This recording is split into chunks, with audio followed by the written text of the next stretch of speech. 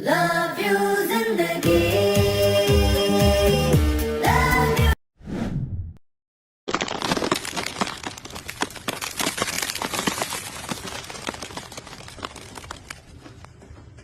ये uric acid है क्या? क्या कारण है यूरिक एसिड के बढ़ने के? कैसे पता चले कि हमारा यूरिक एसिड बढ़ा हुआ है? क्या खाएं और क्या ना खाएं ताकि ये बढ़ा हुआ यूरिक एसिड नॉर्मल आ जाए? दोस्तों, यूरिक एसिड की प्रॉब्लम आजकल जितनी कॉमन हो रही है उतना ही आसान भी है इसे ठीक करना, और वो भी बिना किसी दवाई की मदद के। आइए तो फिर बिना किसी देरी के यूरिक एसिड को करते हैं जड़ से ठीक।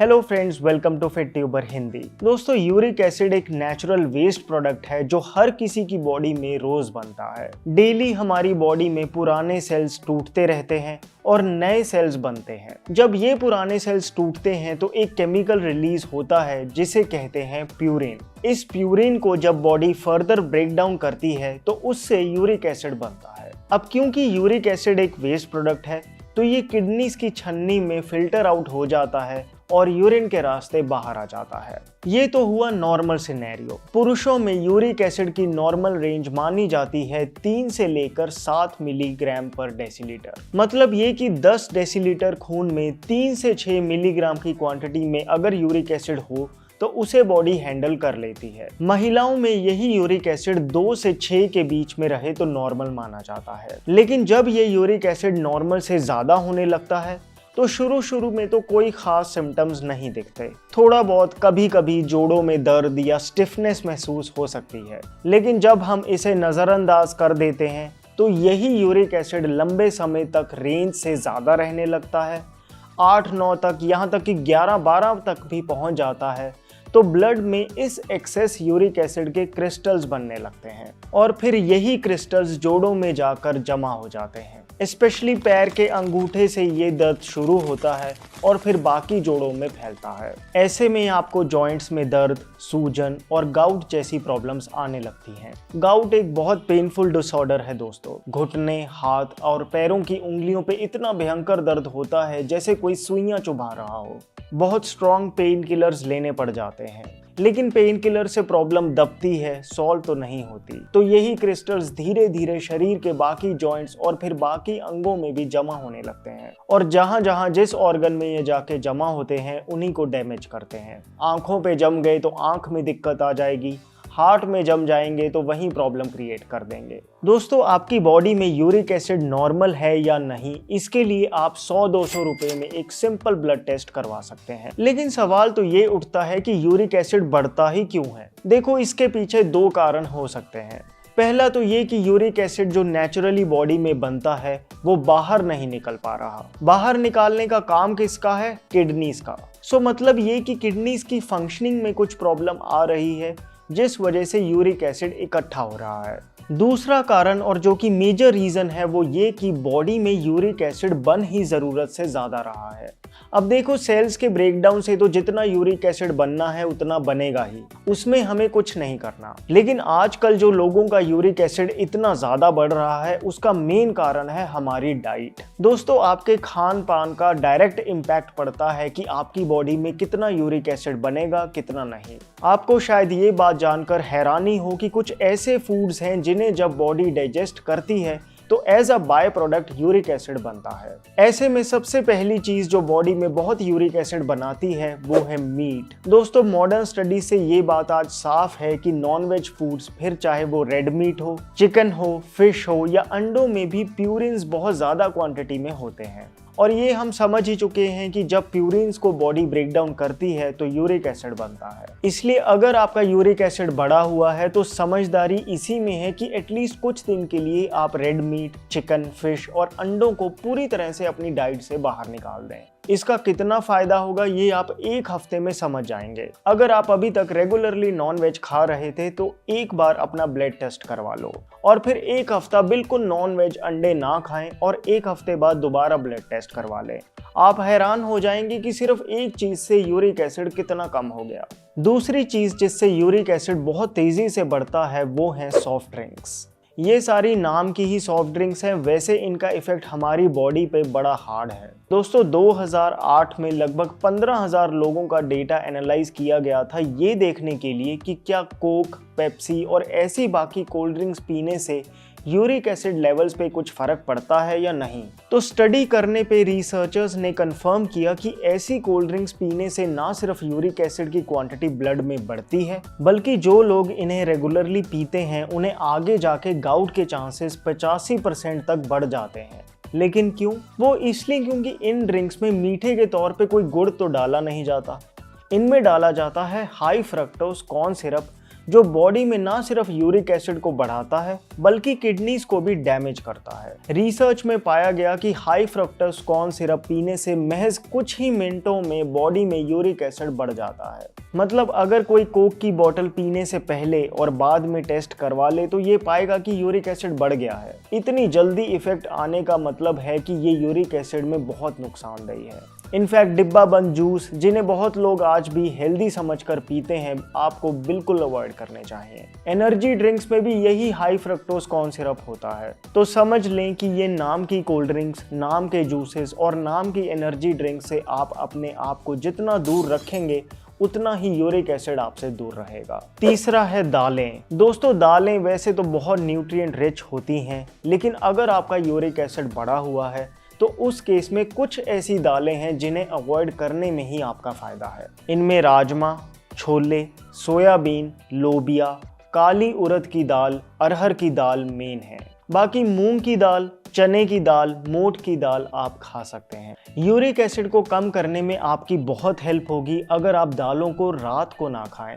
और एक बात और खास यूरिक एसिड वालों के लिए ये कि जब भी दाल बनाएं, फिर चाहे वो साबुत दाल हो या धुली दाल हो, उसे धोकर 4-6 घंटे भिगोकर फिर ही बनाएं। चौथा है हाई प्यूरिन वेजिटेबल्स। दोस्तों वैसे तो सब्जियां हमारी सेहत के लिए बहुत अच्छी होती हैं, लेकिन कुछ ऐसी सब्जियां हैं जिनमें प्यूरिन्स बहुत ज़्यादा होते हैं। सो अगर आपका यूरिक एसिड बहुत बढ़ता है तो सेफर साइड पे रहने के लिए आप इन्हें जितना हो सके अवॉइड करें, नहीं तो कम खाएं। जिन सब्जियों में प्यूरिन ज़्यादा होते हैं उनमें है पालक, गोभी, अरबी, बैंगन, मशरूम और फ्रांस बीन्स। लेकिन दोस्तों हमें ये भी समझना चाहिए कि ये सब्जियां आपको उतना नुकसान नहीं करेंगी जितना नुकसान आपको non veg, smoking, alcohol, cold drinks और प्रोसेस्ड फूड्स जैसी चीज़ों को खाने से होगा। मतलब अगर कोई ये सब्जियां ना खाए लेकिन मीट, मच्छी रेगुलरली खाए तो यूरिक एसिड कम नहीं बढ़ेगा। ये सब्जियां वही खाना छोड़े जिसने ऊपर की सारी चीज़ों पे कंट्रोल कर लिया। अब जैसे कि नाम से पता चलता है, यूरिक एसिड एक एसिड है जो अगर ब्लड में बढ़ जाए तो बॉडी को एसिडिक करता है। इसलिए हम जितनी एसिडिक चीज़ों का सेवन करेंगे उतना ही ये बढ़ेगा। डिब्बा बंद चीज़ें जैसे कि बिस्किट्स, चिप्स, चॉकलेट्स और जंक फूड्स जैसे कि chowmein, momos, burgers, pastries, brownies, ये सब एसिडिक हैं जिन्हें खाने से बॉडी का माहौल एसिडिक हो जाता है। देखा जाए तो यूरिक एसिड हम भारतीयों की प्रॉब्लम थी ही नहीं, ये वेस्टर्न कंट्रीज़ की प्रॉब्लम है, क्योंकि वो लोग एक तो नॉन वेज बहुत खाते हैं और ऊपर से प्रोसेस भी उनकी डाइट में काफ़ी ज़्यादा होता है। लेकिन आज वेस्टर्न लाइफस्टाइल के चलते यूरिक एसिड भारत में भी फैल रहा है। बेसिकली यूरिक एसिड कोई बीमारी नहीं, ये तो खान पान की गड़बड़ी है। आप अपना खाना सही कर लो, एसिडिक चीज़ें खाना बंद कर दो और ज़्यादा से ज़्यादा एल्कलाइन चीज़ों का सेवन करो। 10 दिन में यूरिक एसिड ना कम हो जाए तो मुझे कहना। ये सिर्फ बुक्स पढ़ के नहीं, आजमाई हुई बात कह रहा हूँ। यकीन मानिए दोस्तों, यूरिक एसिड 4-5 दिन में ही कम होने लग जाता है अगर आप कुछ सही चीज़ों को डाइट का हिस्सा बना लें। डाइट का 80 से 90% रोल है यूरिक एसिड में। सो आइए बात करते हैं 5 ऐसे फूड्स की जो यूरिक एसिड को बहुत जल्दी से कम करते हैं। ये पांचों ही फूड्स इफेक्टिव तो हैं ही, लेकिन एक अच्छी बात ये है कि ये शायद इसी वक्त आपकी किचन में मौजूद होंगे। सबसे पहला है पानी। पानी सुनने में जितना सिंपल लग रहा है उतना ही इफेक्टिव है एक्सेसिव यूरिक एसिड को बॉडी से फ्लश आउट करने के लिए। जैसे पाइप में फंसा कचरा पानी मारने से बाहर आ जाता है, उसी तरह से यूरिक एसिड के क्रिस्टल्स जो हमारे जॉइंट्स में फंसकर दर्द करते हैं उन्हें पानी इजीली बाहर निकाल देता है। पानी पीने से किडनीज भी बेहतर काम करती हैं और अगर किडनीज बढ़िया काम करेंगी तो यूरिक एसिड को खुद ही छान देंगी। वैसे ये तो हम सभी जानते ही हैं कि पानी ज़्यादा पीना चाहिए, इससे पेट भी कम होता है और सुबह पेट भी खुलकर साफ होता है। लेकिन फिर भी हम पानी ज़्यादा पीने की आदत नहीं बना पाते। दोस्तों, जैसे आपका ब्रेकफास्ट, लंच, डिनर का एक टाइम होता है, उसी तरह से पानी पीने का भी आपको थोड़ा टाइम बनाना चाहिए। जैसे सुबह उठते ही सबसे पहले बिना ब्रश किए 2-3 गिलास पानी पीना चाहिए। आप रात को ही अपने सरहाने पानी रखकर सो जाएं और सबसे पहले सुबह उठकर बेड पर बैठे बैठे ही पानी पिएं। फिर आप कभी नोटिस करना कि जब हम खाना खाते हैं उसके 1-1.5 घंटे बाद हमारी बॉडी को प्यास लगती है। बॉडी को उस टाइम पानी चाहिए होता है, लेकिन बहुत बार हम इस सिग्नल को गलत समझते हैं और कुछ मंचिंग करने लग जाते हैं। इसलिए पानी की बोतल हमेशा अपने साथ रखें और कोशिश करें कि ब्रेकफास्ट के 1 घंटे बाद और लंच से आधे घंटे पहले तक इस टाइम पीरियड में आप 1 लीटर पानी पी जाएं। इसी तरह से लंच से 1 घंटे बाद और शाम को कुछ खाने से आधे घंटे पहले तक जो टाइम होता है, इसमें भी 1 लीटर पानी पिएं। इस तरह से करने से कुछ ही दिनों में आपको पानी पीने की आदत बन जाएगी और यूरिक एसिड तो कम होगा ही, एक्स्ट्रा वेट भी कम होगा और चेहरे पे एक नेचुरल ग्लो आएगा। बाकी कैंगन वाटर के चक्कर में ना पड़ें, घड़े का पानी नेचुरली एल्कलाइन होता है, वही पिएं। दूसरी चीज जो यूरिक एसिड को बहुत जल्दी कम करती है वो है नींबू। दोस्तों, नींबू वैसे तो खाने में खट्टा होता है, लेकिन डाइजेशन के बाद ये बॉडी में एल्कलाइन इफेक्ट लाता है और हम जितना एल्कलाइन चीजें खाएंगे उतना ही यूरिक एसिड कम होगा। दूसरा, इसमें विटामिन सी भी काफी होता है और बार बार स्टडीज हुई हैं और हर बार यही बात सामने आई है कि विटामिन सी एक ऐसा माइक्रोन्यूट्रिएंट है जो यूरिक एसिड को कम करने के लिए शायद सबसे ज्यादा असरदार है। जैसे 2008 में 14,000 लोगों पे स्टडी हुई थी जिसमें देखा गया कि जिनकी डाइट में विटामिन सी ज्यादा था उनका यूरिक एसिड कम था और जिन लोगों की डाइट में विटामिन सी नहीं था वही यूरिक एसिड से परेशान थे। फिर 2011 में स्टडीज हुई जिसमें एक ग्रुप को विटामिन सी दिया गया जबकि दूसरे ग्रुप को प्लेसिबो मेडिसिन। प्लेसिबो मतलब ऐसी गोली जो दिखने में नॉर्मल मेडिसिन लगे लेकिन वैसे उसका कुछ इफेक्ट ना हो, बस ये चेक करने के लिए कि कहीं विटामिन सी वाली बात साइकोलॉजिकल तो नहीं। लेकिन ऐसा नहीं था। 30 दिन बाद विटामिन सी वाले ग्रुप को तो यूरिक एसिड कम हो गया, लेकिन प्लेसिबो यानी नकली दवाई वाले ग्रुप को कोई फर्क नहीं पड़ा। दोस्तों, 47,000 लोगों पे एक लॉन्ग टर्म स्टडी भी हुई है 20 साल की, जिसका कंक्लूजन यही है कि विटामिन सी अगर डाइट में हो तो गाउट के चांसेस 47% तक कम हो जाते हैं। इसलिए नींबू, जिसे विटामिन सी का बेहतरीन सोर्स माना जाता है, यूरिक एसिड को कम करने के लिए बहुत इफेक्टिव है। इसलिए अगर आपका यूरिक एसिड बढ़ता है तो आपको नींबू पानी पीना चाहिए। नींबू को सब्जियों के ऊपर छिड़क कर खाने से पहले सलाद के ऊपर डाल के खाना चाहिए, बहुत फायदा होगा। तीसरी चीज है अजवाइन। दोस्तों, यूरिक एसिड रिजल्ट है बॉडी में एसिडिक माहौल का, इन्फ्लामेशन का, और अजवाइन एक बहुत कारगर एंटी इन्फ्लामेटरी हर्ब है।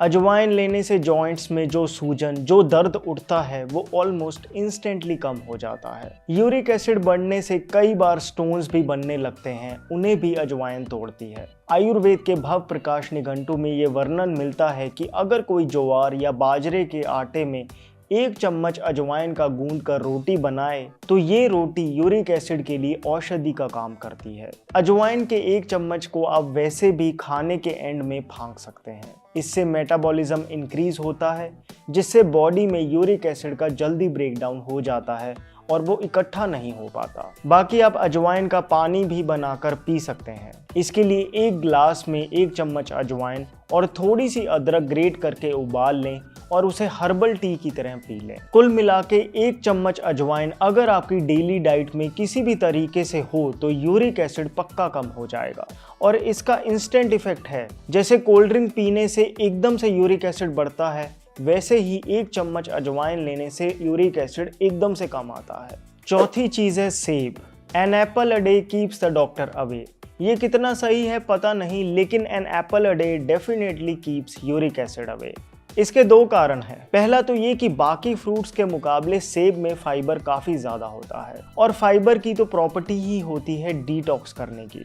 फाइबर की कितनी इंपॉर्टेंस है ये आप इस बात से जान लीजिए कि जंक फूड जो कि मैदे से बनता है उसे यूरिक एसिड में खास मना किया जाता है। अगर आप फाइबर रिच फूड्स खाओगे तो बॉडी झाड़ू लेके शुरू हो जाएगी यूरिक एसिड को बाहर निकालने के लिए। और दूसरा, सेब में मैलिक एसिड काफ़ी क्वांटिटी में होता है।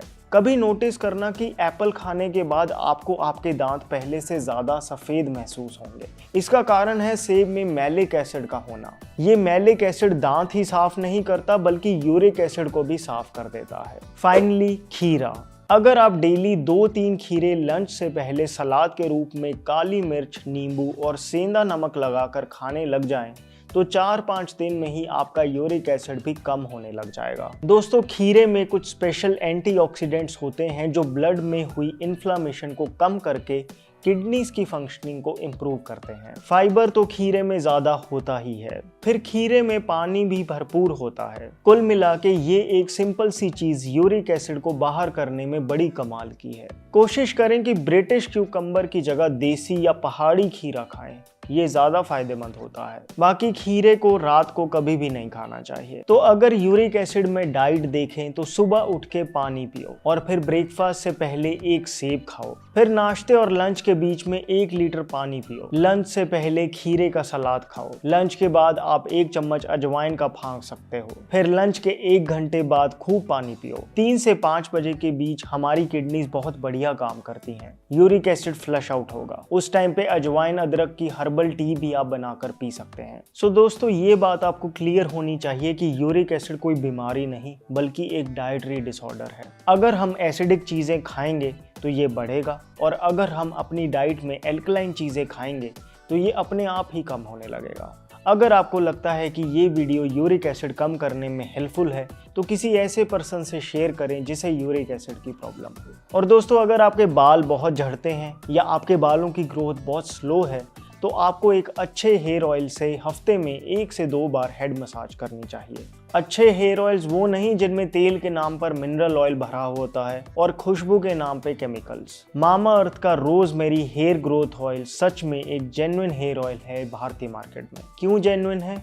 पहली बात तो ये कि इसमें ना तो मिनरल ऑयल है, ना आर्टिफिशियल खुशबू है, ना TBHQ और BST जैसे प्रिजर्वेटिव्स हैं। दूसरी बड़ी बात यह है कि इस हेयर ऑयल में रोजमेरी, भृंगराज, आंवला, कड़ी पत्ता, बादाम, मेथी दाना, नीम, एलोवेरा और ब्राह्मी जैसे हर्ब्स को नारियल और कैस्टर ऑयल जैसे तेलों के मिक्सचर में उबाल कर बनाया गया है। आयुर्वेद के बेस्ट हेयर हर्ब्स को यूज करके जो तेल बनाया जाएगा वो ना सिर्फ हेयर फॉल रोकेगा बल्कि बालों की ग्रोथ भी बहुत तेज बढ़ाएगा। मामा अर्थ का ये स्पेशल हेयर ग्रोथ ऑयल का 150 ml पैक आपको पड़ेगा 419 रुपए का, लेकिन आप FTH21 का कूपन कोड लगाकर आपको यही तेल 330 रुपए का पड़ जाएगा। मेड सेफ सर्टिफाइड है, सभी हेयर टाइप्स के लिए सूटेबल है, इसलिए अगर आप मामा अर्थ के इस स्पेशल हेयर ग्रोथ ऑयल को खरीदना चाहते हैं तो डिस्क्रिप्शन बॉक्स में दिए लिंक को क्लिक कीजिए। महीने में 1 बार ये पत्ता चबा लो, आपका खून रहेगा हमेशा साफ। ब्लड प्यूरिफाई करने का सबसे आसान तरीका जानने के लिए क्लिक करें इस वीडियो को। My name is Vivek. I thank you so much for watching.